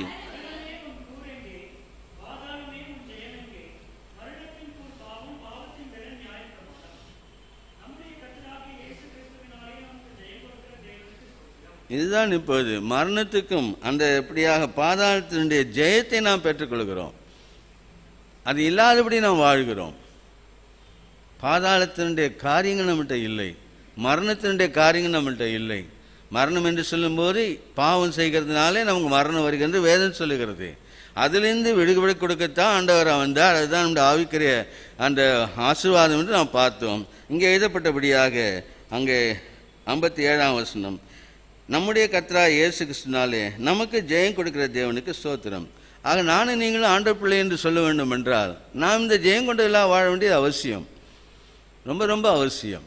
இன்றைக்கு கடைசி நாளில் நம்மை நாமே சிந்தாடி பார்க்கலாம், நம்மை நானே சோதித்து பார்க்கலாம். கொஞ்ச நேரம் கூட அதிக நேரம் கூட எடுத்துக்கொள்ளலாம். வருஷம் பூரா நாம் என்னெல்லாம் செய்தோம், ஆண்டவருக்கு பிடித்தமில்லாத எத்தனை காரியம் செய்திருக்கிறோம். அவர் சொல்லியிருப்பார், மகனே மகளே இது செய்யாதேன்னு சொல்லியிருப்பார், செஞ்சுட்டே இருந்திருப்போம். ஆனால் அதை பற்றி கவலைப்பட வேண்டாம். இன்றைக்கு ஆண்டவர் தருணம் கொடுக்கிறார் மாறுவதற்காக. ஆண்டவர் நமக்கு இங்கே தருணம் கொடுக்கிறார். ஆகவே இங்கே எழுதப்பட்டபடியாக ஆண்டவராக இயேசு கிறிஸ்துவினாலே ஜெயம் கொடுக்கிற ஆண்டவனுக்கு ஸ்தோத்திரம் என்று சொல்லி அவர் சொல்கிறதை பார்க்கிறோம். அதே சமயத்தில் வியாதியிலிருந்து கூட வியாதி கொடுக்கிறார். அவர் இப்படியாக வியாதியிலிருந்து விடுதலை கொடுக்கிறதை நாம் பார்க்கிறோம். அவருக்கு பேர் என்னன்னு நமக்கு தெரியும். யாத்ராவும் 15:26 வசனம், பரிகாரியாகிய கர்த்தர் யெகோவா ராப்பா. அவர் இப்படியாக நமக்கு சுகம் கொடுக்கிறார். இந்த கொரோனா காலத்தில் நமக்கு கொடுக்கல ஆண்டவர். அதுக்காக நம்ம ஆண்டவருக்கு ஸ்தோத்திரம் செலுத்தலாம். நம்ம என்னவோ மற்றவங்களோட அங்கே சொல்கிறாங்க, எத்தனையோ கோடி உலகத்தில் எத்தனையோ கோடி பேர் இப்படியாக கொரோனாவில் இருந்து கிட்டத்தட்ட 2 கோடிக்கு மேலே உலகத்தில் அத்தனையோ மரித்து போயிருக்கிறார்கள். ஆனால் நமக்கு அது இல்லை. ஆண்டவர் சுத்தமாக வைத்திருக்கிறார், சுகமாக வைத்திருக்கிறார், ஜீவனுள்ள தேசத்தில் வைத்திருக்கிறார். இங்கே ஆண்டோட வீட்டில் ஆராதனை செய்ய முடியாது வைத்திருக்கிறார். வீட்டில் ஆண்டோட வார்த்தையை படித்து நம்ம சகோதரர்களுடைய வீடுகளோடு கூட நாம் ஆண்டவரை ஆராதிக்க முடியாத கிருபை செய்திருக்கிறார். ஆகவே நாம் அவருக்கு ஸ்தோத்திரம் செலுத்த அவசியம், ரொம்ப ரொம்ப ஜாஸ்தியாக நம்ம செய்ய வேண்டிய அவசியமாக இருக்குது. 107ஆம் சங்கீதம் 19-22 வசனங்கள். 107ஆம் சங்கீதம் 19-22 வசனங்கள்.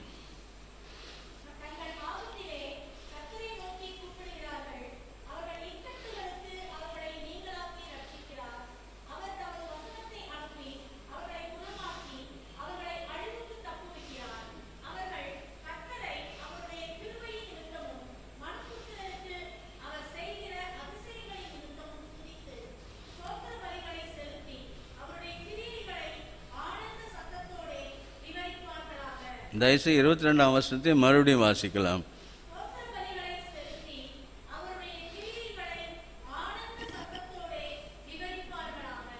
ஆக நமக்கு ஆண்டவர் இப்படியாக ஆபத்து நாளிலே கர்த்தரை நோக்கி கூப்பிட்டார்கள், வசனத்தை அனுப்பி குணமாக்கினார்.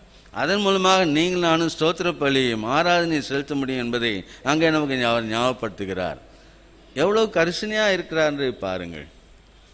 நம்முடைய ஆண்டவர், நம்முடைய தகப்பன், அப்பா பிதாவை என்று கூப்பிடுகிற புத்திர சுவாத்தின் ஆவி நமக்கு கொடுத்து அவரோடு வாழும்படியாக கிருபை செய்திருக்கிறார். நம்முடைய பாவ நிலையிலிருந்து மாற முடியும்படியாக கிருபை கொடுத்திருக்கிறார். அதுக்காக உயிர்த்தெழுந்த வல்லமையை கொடுத்திருக்கிறார். இவ்வளோலாம் செய்ததுனாலே இந்த வருஷத்தின் கடைசி நாளிலே, உயிர்த்தெழுந்த நாளிலே நாம் ஆண்டவரை அப்படியாக அவருக்கு நிச்சயமாக நன்றி சொல்ல வேண்டியது அவசியமாக இருக்கிறது. ஆகவே நாம் என்ன செய்யலாம்? இப்பொழுது ஆண்டவரை நோக்கி நாம் ஆராதிக்க வேண்டியது அவசியமாக இருக்கிறது. அதே சமயத்தில் அவருக்கு இப்படியாக என்னெல்லாம் செய்தார் என்று யோசித்து பார்த்து அவருக்கு நிச்சயமாக இந்த நாளில் அந்த பெரிய ஸ்தோத்திரத்தை செலுத்துவது அவசியமாக இருக்கிறது. இன்னொரு வார்த்தை 1 நாளாகமம் 29ஆம் அதிகாரம் 13-14 வசனங்கள். 1 நாளாகமம், 1 Chronicles chapter 29 verse 13 and 14.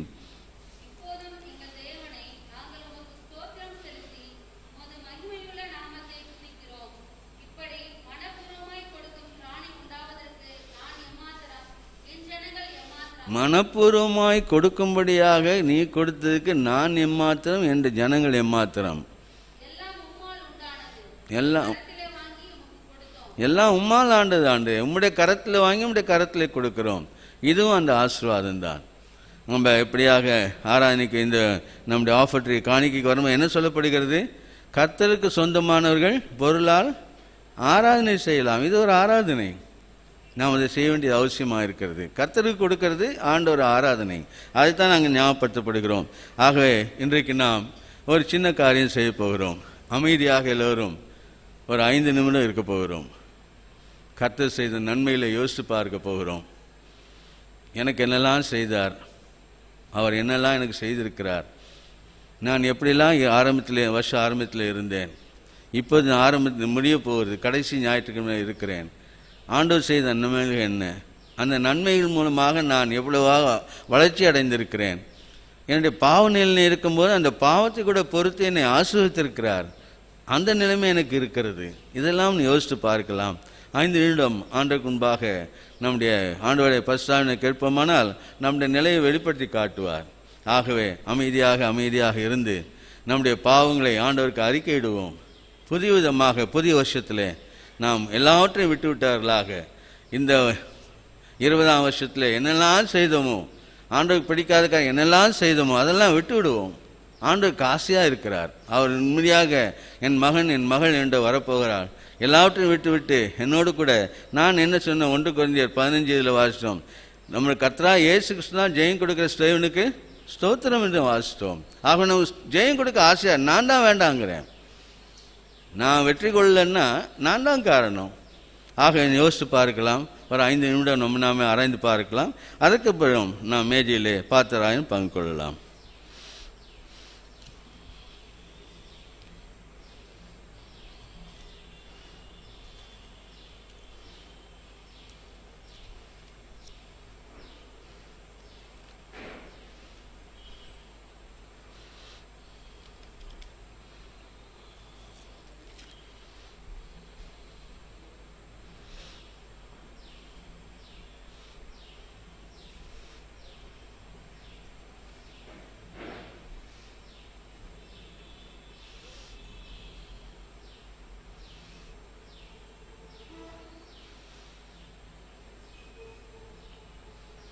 ஆண்டவராய் பரிசுத்த ஆவியானவர் பேசுகிறார். என்னுடைய உண்மையான நிலைமையை எடுத்து காட்டுகிறார். அவர் எத்தனையோடு சொல்லியும் நான் கேட்காதபடி செய்த காரியங்களை அவர் ஞாபகப்படுத்துகிறார். நீ அதை செய்யக்கூடாது மகனே மகளே என்று அவர் சொல்லியிருக்கிறார். ஆனாலும் நான் செய்து கொண்டிருக்கிறேன். கர்த்தாவே என்னை மன்னி என்று சொல்லுவோம். உன்னுடைய உயிர் தந்த வல்லமை எங்களுக்கு தாரும். உன்னுடைய வார்த்தை அதிகமாய் தாரும். நான் இன்னும் அதிகமாக தேவ பலனையும் தேவ ஞானத்தையும் பெற்று இன்னும் அதிகமாக உம்முடைய சாயலே வளர ஆண்டவரே, நீர் வரும்போது நான் எடுக்கப்படும்படியாக, நீர் ரகசியர்களே வரும்போது எடுக்கப்படும்படியாக என்னை ஆயத்தப்படுத்தும் ஆண்டவரே என்று சொல்லி நாம் ஆராதித்து நம்முடைய பாவங்களை ஒப்பெடுப்போம்.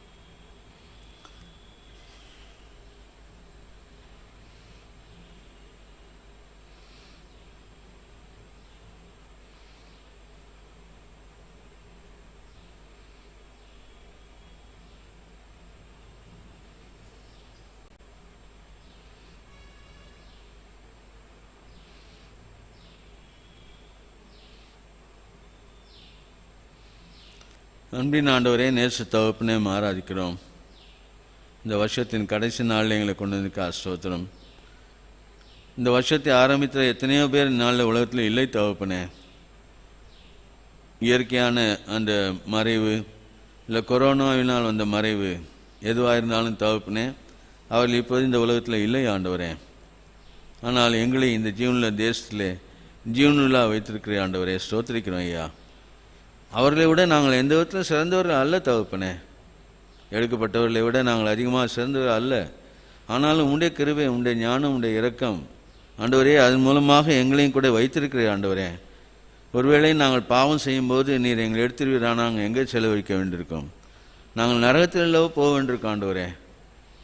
அப்படி இல்லாமல் தகப்பனே, எங்களை இப்படியாக காப்பாற்றினீர். பாவம் செய்யும்போதும் ஆண்டவரே, பெரியமில்லாத காரியங்களை செய்யும்போதும் நீர் எங்களை காப்பாற்றி இப்போது கூட ஆண்டவரே ஜூனில் முடியாக வந்து உம்முடைய ஆலயத்திலே வந்து உம்மை ஆராதிக்கும்படியாக, உம்மோடு கூட இருக்கும்படியாக, வார்த்தைகளை தியானிக்கும்படியாக நீ கொடுத்த கிருபைக்காக ஸ்தோத்திரம் ஆண்டவரே.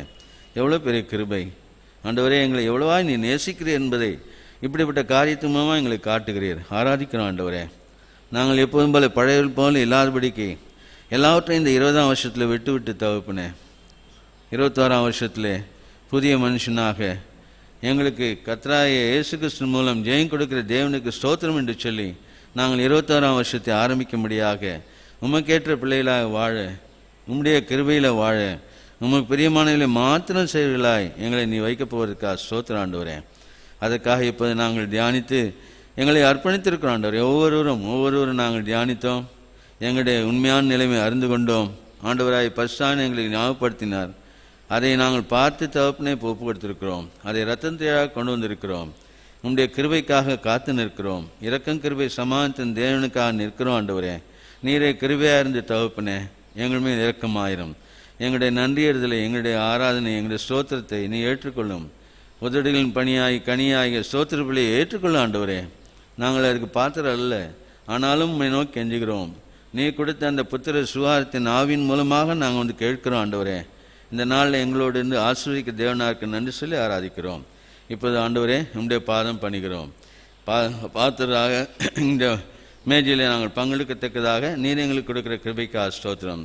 எங்களுடைய பாவங்களை அறிக்கையிட்டிருக்கிறோம். இனி நாங்கள் அதை செய்ய மாட்டோம் என்ற உறுதியோடு கூட இந்த மேஜையில் நாங்கள் கை வைக்க போகிறோம் ஆண்டவரே. நீ கிருபையாக இருந்து எல்லாவற்றையும் இந்த நாளோடு விட்டுவிடத்தக்கதாக வரப்போகிற உலகத்தில், வரப்போகிற நாட்டிலே, வரப்போகிற வருஷத்திலே நாங்கள் இன்னும் அதிகமாக நீராகவே வாழத்தக்கதாக நீர் எங்களுக்கு கொடுக்க போகிற கிருபைக்கான சொல்லி ஆராதிக்கிறோம். நிச்சயமாக நீ செய்த நம்பிக்கையோடு எங்களை முற்றுமாக ஒப்புக்கொடுத்துள்ளாக ஆண்டவருக்கு இயேசு நாமத்தை ஸ்தோத்திரம் எடுக்கிறோம் பிதாவே. அவர்தாமே காட்டி விடாண்டு ராத்திரியிலே அப்பத்தை எடுத்து ஸ்தோத்திரம் பண்ணி அதை பிட்டு, நீங்கள் வாங்கி புசியுங்கள், இது உங்களுக்காக பிற்கப்படுகிற என்னுடைய சரீரமாக இருக்கிறது, என்னை நினைவு கூறும்படி செய்ய சொன்னார். போஜன பண்ண பின்பு அவர் அந்தப்படியே பாத்திரத்தை எடுத்து, இந்த பாத்திரம் என் இரத்தத்தினாலாகிய புதிய உடன்படிக்கையாக இருக்கிறது, நீங்கள் இதை பானம் பண்ணும் போதெல்லாம் என்னை நினைவு கூறும்படி செய்யுங்கள் சொன்னார். ஆகையால் நீங்கள் இந்த அப்பத்தை புசித்து இந்த பாத்திரத்தில் பானம் பண்ணும் போதெல்லாம் கர்த்தர் வரும் அளவும் அவருடைய மரணத்தை தெரிவிக்கிறீர்கள். இப்படி இருக்க எவன் ஆபாத்திரமாய் கர்த்தருடைய அப்பத்தை புசித்து அவருடைய பாத்திரத்தில் பானம் பண்ணுகிறானோ அவன் கர்த்தருடைய சரீரத்தையும் இரத்தத்தையும் குறித்து குற்றமில்லாயிருப்பான். எந்த மனுஷனும் தன்னைத்தானே சோதித்திருந்து இந்த அப்பத்தில் புசித்து இந்த பாத்திரத்தில் பானம் பண்ண கடவன். ஆகவே நாம் ஆயத்தமாக இருக்கிறோம். ஆகவே இந்த மேஜையிலே நாம் பாத்திராக பங்கு கொள்ளலாம். பிரதர்ஸ்,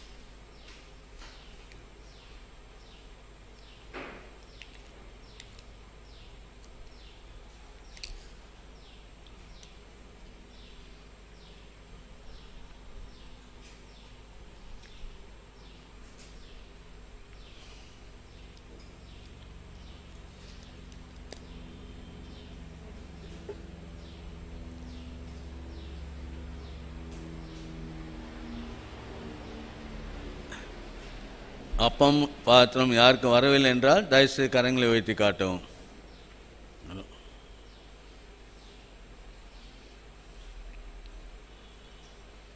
சகோதரி பக்கம் யாருக்காவது வரவில்லை என்றால் தயவுசெய்து கரங்களை உயர்த்தி காட்டவும். உள்ளேயோ வெளியோ எங்கே இருந்தாலும் தயவுசெய்து கரங்களை உயர்த்தி காட்டுவோம்.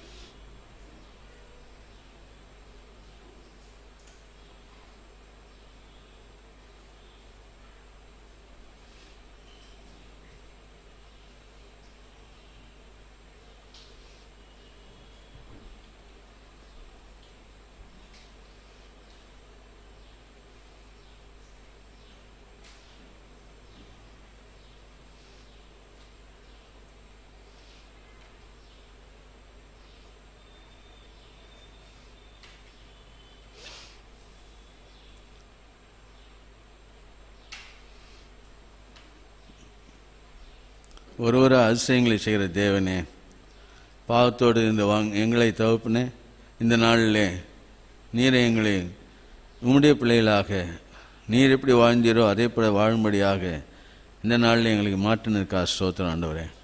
ஆராதிக்கிறோம் ஆராதிக்கிறோம் ஆராதிக்கிறோம். ஆமாண்டவரே, பெத்தேல் குடும்பத்தை எம்முடைய கரங்களை ஒப்படுக்கிறோம். பாத்திராய் பங்கெடுத்த ஒவ்வொருக்காக நன்றி சொல்கிறோம். ஆண்டவராய் இயேசு கிறிஸ்துவே வாரும் என்று ஆயத்தமாக இருக்கிறவர்களுக்காக நன்றி சொல்கிறோம். இதனை விலகி இருக்கிறவர்களுக்காக ஜெபிக்கிறோம். ஆண்டவரே, சீக்கிரமாக காரியத்தை உம்மோடு கூட சரி செய்து இந்த பாத்திரத்தில் இந்த மேஜையில் பங்கெடுக்கத்தக்கதாக கட்டளையிடும். யாராவது பாவத்தோடு எடுத்திருப்பாருன்னா அவர்களுக்காக ஜெபிக்கிறோம். தயவாய் மன்னியும். ஆண்டவரே, உம்முடைய சரீரத்தின் மேன்மையை உணர்ந்து அவர்கள் வாழத்தக்கதாக நீ கிருபை தர வேண்டுமாக கெஞ்சுகிறோம். காத்துக்கொள்ளும். பெத்தேல் குடும்பத்தை முழுதுமாக கரங்களை ஒப்புடுகிறோம். இம்மட்டுமாக காத்தீர் தகப்பனே. கொரோனா 2வது ஃபேஸ் கூட வருகிறது சொல்கிறார்கள். எது எப்படி இருந்தாலும் தகப்பனே, நாங்களும் உங்களுடைய பிள்ளைகளாக இருக்கிறபடினாலே உம்மை நோக்கி நாங்கள் கேள்விப்போது யெகோவா ராப்பா எங்களை பத்திரப்படுத்தி தகப்பனே, கொரோனா வராபடி கருத்து கொண்டது கஷ்டம் இம்மட்டும் காத்திருக்கிறீர். இனியும் வராதபடி காத்துக்கொள்கிற நம்பிக்கையோடு நோக்கி பார்க்கிறோம். இரக்கமாயிரும் ஆஸ்வதியம். எல்லாருக்கும் ஜெபிக்கிறோம். ஒவ்வொரு குடும்பத்தையும் ஒப்படுக்கிறோம். குடும்பத்தில் அமைதி சந்தோஷத்தை கட்டளையிடும். கணவன் மனைவிக்குள்ளே பிள்ளைகளுக்குள்ளே அமைதி சந்தோஷத்தை கட்டளையிடும். இன்னும் அதிகமாக ஆண்டவருடைய வார்த்தை அவர்களுக்குள்ளே போக ஆண்டவராக இயேசு கிறிஸ்து வரும்போது எடுக்கப்படத்தக்கதாக ஆண்டவரே ஒவ்வொரு எடுக்கப்படத்தக்கதாக நீ கிருபை தந்து காப்பீர் நம்பிக்கையை நோக்கி பார்க்கிறோம். இரக்கமாயிரும். எல்லாவற்றுக்கும் நாங்கள் உண்மையை நம்பியிருக்கிறோம். ஆண்டவரே, நீ செய்த ஆசீர்வாதம். வியாதியஸ்தருக்கெல்லாம் ஜெபிக்கிறோம். காத்துக்கொள்ளும். எல்லாரையும் அறிந்திருக்கிறேன். இருந்தாலும் ஆண்டவரே, பிரதீஷாக்காக ஏமா பாட்டிக்காக ஜெபிக்கிறோம். காத்துக்கொள்ளும். ஆண்டவரே, செல்வமணிக்காக நிலையாளுக்காக ஜெபிக்கிறோம். காத்துக்கொள்ளும். ஆசீர்வாதம்.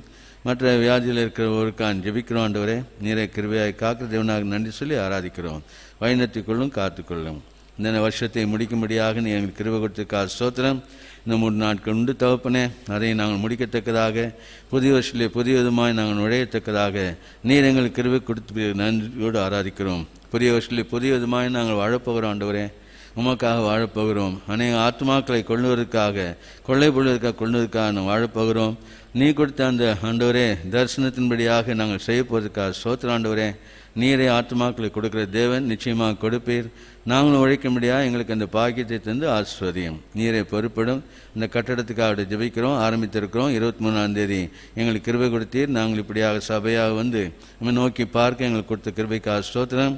நீரே அந்த அற்ப ஆரம்பத்தை அஷ்டப்பட மாட்டீர். அது நிச்சயமாக ஆண்டவரே எங்களுக்கு மகிமையாக செய்வீர் நம்பிக்கையோடு உங்களுடைய பாதம் பண்ணுகிறோம். எல்லாவற்றும் உண்மையை நம்பி இருக்கிறோம். நீரை கிருபையாக என்று காத்துக்கொள்ளும். உண்மையெல்லாம் என்று செய்யக்கூடாதுன்னு சொல்லியிருக்கிறீர். ஆண்டவரே, ஆகவே மை நோக்கி நாங்கள் பார்த்து எல்லாவற்றையும் நீ சீரும் செருப்புமாய் செய்து வாக்குத்தத்தங்களை கொடுக்கிற வாக்குத்தங்களை நிறைவேற்றுகிற ஆண்டவராக இருக்கிறபடினாலே மூக்கரவு சாஷ்டா வந்து பாதத்தை கட்டி என்று முத்து செய்கிற ஆண்டவரே, எல்லாவற்றும் கிருபையாரும்.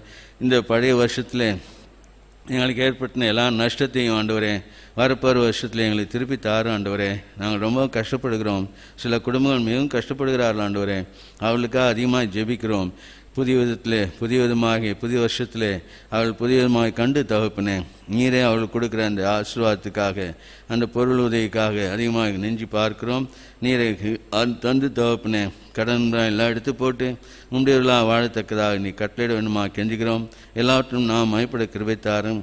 ஆண்டவரை, வெள்ளிக்கிழமை காலையிலே நாங்கள் இப்படியாக டான் பீச்சிங் போய் கொண்டிருந்தோம். அதுக்கு மிகவும் தடை வந்திருந்தாலும் இனி எப்படி செய்ய வேண்டும் ஞாபகப்படுத்தும். அது நிறுத்தாதபடி அது நம்முடைய கட்டளையாக இருக்கபடினாலே நாங்கள் செய்யத்தக்கதாக எங்களுக்கு நீ கட்டளையிட நம்பிக்கை நோக்கி பார்க்கிறோம். இப்படியா எல்லாத்துக்கும் வந்து நிற்கிறோம். ஆண்டவரே, நீர் பெரிய காரியம் செய்யறதுக்காக நன்றி சொல்லி நாம் நிற்கிறோம். வந்த ஒவ்வொருவரையும் ஆசீர்வாதத்தை கூட அனுப்பும். நிச்சயமாக தகப்பனே, உண்மை நாமத்தின் மேன்மைக்காக நாங்கள் வாழ நாங்கள் எல்லாரும் வெளிச்சமாக இருந்து மற்ற அந்த வெளிச்சத்தை பார்த்து உம்மிடம் வரத்தக்கதாக எங்களுக்கு கட்டளையிட வேண்டுமாய் எங்களை முற்றிலுமாக ஒப்புக்கொடுத்துள்ளாக ஆண்டவர் மீட்பனாகிய இயேசு நாமத்தில் ஸ்தோத்திரம் எடுக்கிறோம் பிதாவே. இப்போ ஒரு பாடல் பாடப்படும். நம்மள எழுந்து நின்று இப்படியாக கர்த்தருக்கு பொருளால் ஆராய்ச்சி செய்யலாம்.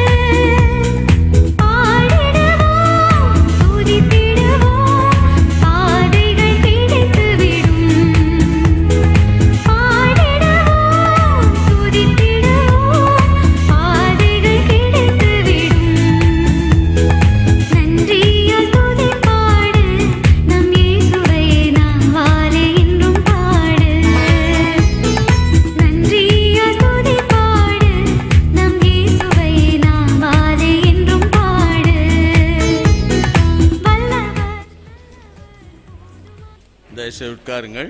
இந்த சிறு அறிவிப்புகளை கவனத்துக்குமாறு அன்புடன் கேட்டுக்கொள்கிறோம். உங்கள் எல்லோரையும் ஆண்டவர் இயேசு நாமத்தில் அன்புடன் வரவேற்கிறோம். பாண்டிராஜபுரம் சவரன் புஷ்பராஜ் வந்திருக்கிறார், அவரை அன்புடன் வரவேற்கிறோம். அதே போல் சவரன் குடிமாணிக்கம் அவருடைய ஃபேமிலி வந்திருக்கிறார்கள், அன்புடன் வரவேற்கிறோம்.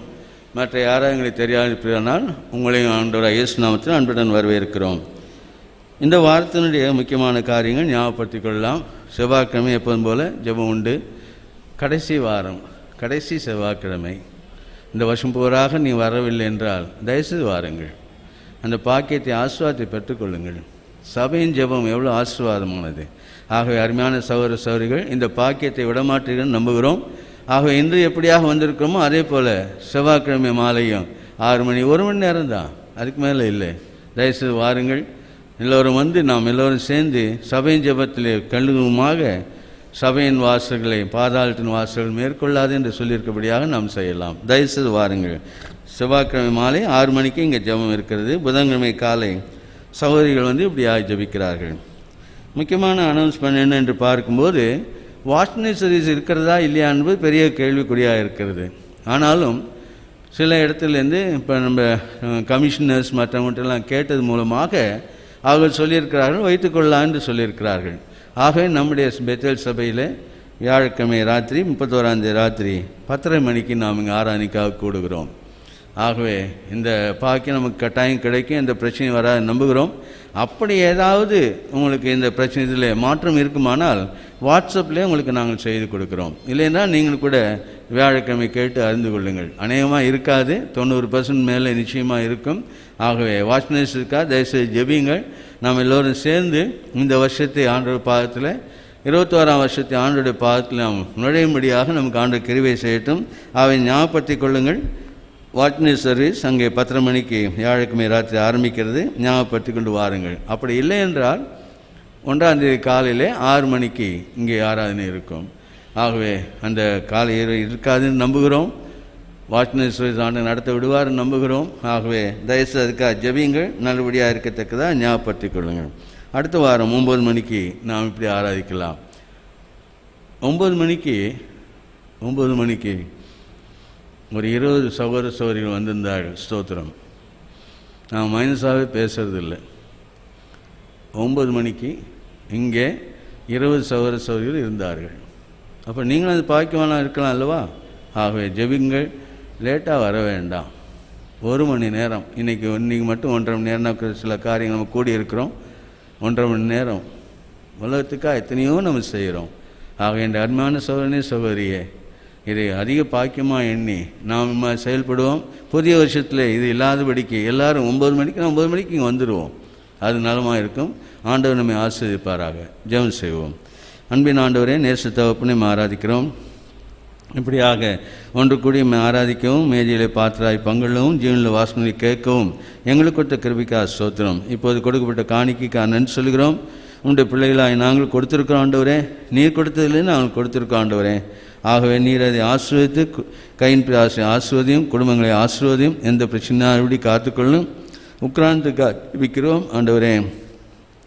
தேவனுடைய ராஜ்யத்தின் மேன்மைக்காக செலவுப்படுத்த வேண்டிய ஞானத்திலிருந்து ஆசீர்வதியும், இரக்கமாயிரும். நீரை பொறுப்பிட ஆண்டவரே. வரப்போகிற நாட்களில் காரியங்களை ஞாபகப்படுத்துகிறோம் ஆண்டவரே. இந்த 23ஆம் தேதி இப்படியாக ஜெபித்திருக்கிறோம், நீர் ஆராய்த்திருக்கிறோம். நிச்சயமாக அதனுடைய பலன் நீங்கள் தந்து எங்களுக்கு நீர் ஆண்டவரே உங்களுடைய ஆலயத்தையும் அதுக்கான ஆத்துமாக்களை நீர் தருவேர் நம்பிக்கையோடும் ஆராதிக்கிறோம் ஆண்டவரை. வாக்கு கொடுத்தவர் என்றைக்கு மாறாத தேவன். ஆகவே நோக்கி பார்க்கிறோம். நீரை நாங்கள் சபையாக கேட்கும்போது நிச்சயமாக செய்கிற ஆண்டவராக இருக்கபடினாலே உங்களுடைய பாதமணி நமஸ்கரிக்கிறோம், ஆராதிக்கிறோம். நீரை பொறுப்படும். இப்போது எங்களை ஆசீர்வாதத்தோடு அனுப்பும். பழைய வருஷம் போனாலும் தகப்பனே, புதிய வருஷத்திலே புதிய விதமாய் நாங்கள் ஆண்டவரை செயல்பட எங்களுக்கு கட்டளையிட வேண்டுமா கெஞ்சுகிறோம். காத்துக்கொள்ளும். நிச்சயமாக நீர் ஆசிர்வதிக்க போகிற தேவனாக நன்றி சொல்லி எங்களை ஆசீர்வாதத்தோடு அனுப்ப வேண்டும் என்று ஆண்டவர் மீட்பு இயேசு நாமத்தை ஸ்தோத்திரம் எடுக்கிறோம் பிதாவே. நம்முடைய ஆண்டவராக இயேசு கிறிஸ்துவின் கிருபையும் பிதாவாகிய அன்பும் ஆண்டவராக பரிசுத்த ஐக்கியமும் என்றும் என்றும் நம் அனைவரும் கொடுப்பதாக. ஆமென். Praise the Lord. Praise the Lord.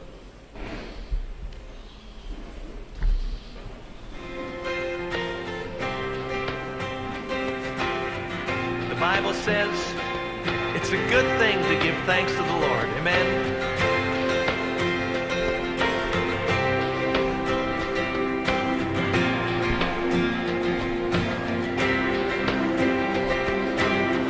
I come before you today. There's just one. Thank you, Lord. Thank you, Lord, for all you've given to me, for all the blessings that I cannot see. Thank